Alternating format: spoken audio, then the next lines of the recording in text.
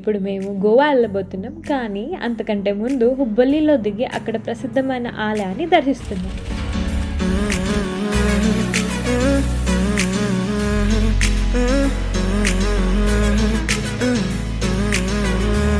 Station దిగ్గానే మా మామయ్య వాళ్ళు వచ్చి పిక్ చేసుకున్నారు. ఇంకా ఫ్రెష్ అయ్యి స్ట్రైట్గా ఆలయానికి బయలుదేరాం.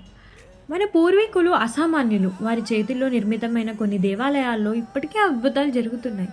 అలాంటి ఓ అద్భుతమైన ఆలయమే కర్ణాటకలోని చంద్రమౌళేశ్వర దేవాలయం.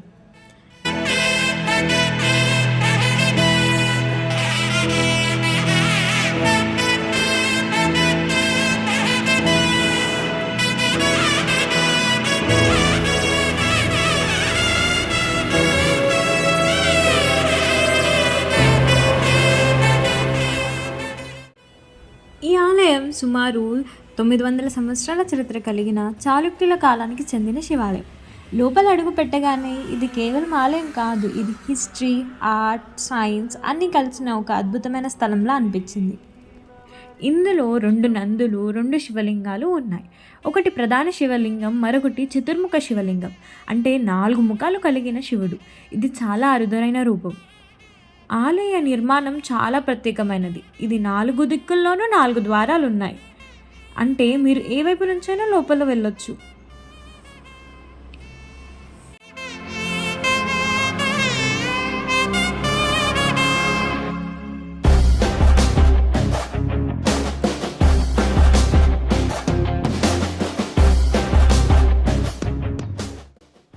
ఆలయంలో ఉన్న విగ్రహాలు నిజంగా చూడముచ్చటగా ఉన్నాయి.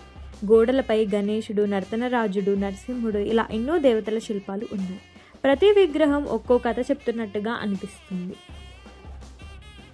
ఇంకో అద్భుతం ఏంటంటే ఇది గోపురం లేని దేవాలయం అయినా కూడా ఆలయాన్ని చూస్తే ఒక గంభీరత, ఒక పవిత్రత స్పష్టంగా కనిపిస్తుంది. అసలు అద్భుతం ఏంటంటే మన పూర్వీకులు ఆధునిక పరికరాలు లేకుండానే అడ్వాన్స్ ఆస్ట్రానామికల్ నాలెడ్జ్ యూజ్ చేసి ఈ ఆలయాన్ని నిర్మించారు. అంటే మహాశివరాత్రి రోజున మాత్రమే మార్నింగ్ సన్ రైజ్ డైరెక్ట్గా మెయిన్ శివలింగంపై పడతాయి. అదే కాంతి 2వ గర్భగుడిలో ఉన్న చతుర్ముఖ శివలింగంపై సరిగ్గా పడేలా ఈ ఆలయాన్ని డిజైన్ చేశారు. ఇది నిజంగా మైండ్ బ్లోయింగ్.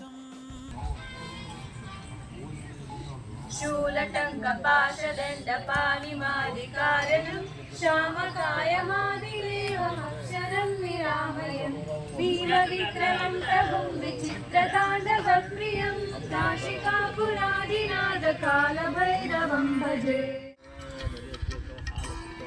कालभैरवाष्टकं पठन्ति ये मनोहरं ज्ञानमुक्तिसाधनं विचित्रपुण्यवर्धनं शोकमोहदैन्यलोभकोपतापनाशनं प्रयाति कालभैरवाङ्घ्रि सन्निधिं नराध्रुवं प्रयाति कालभैरवाङ्घ्रि सन्निधिं नराध्रुवं प्रयाति कालभैरवाङ्घ्रि सन्निधिं नराध्रुवं. 900 ఏళ్ల తర్వాత కూడా ఈ అద్భుతాన్ని మనం దర్శించగలగడం నిజంగా అదృష్టం. మీరు కూడా హుబ్బల్లి లేదా ధార్వాడ్ ప్రాంతానికి వచ్చినప్పుడు ఈ ఆలయాన్ని తప్పకుండా దర్శించండి. ఇది కేవలం దర్శనం మాత్రమే కాదు, నిజంగా ఒక చరిత్ర ప్రయాణం కూడా.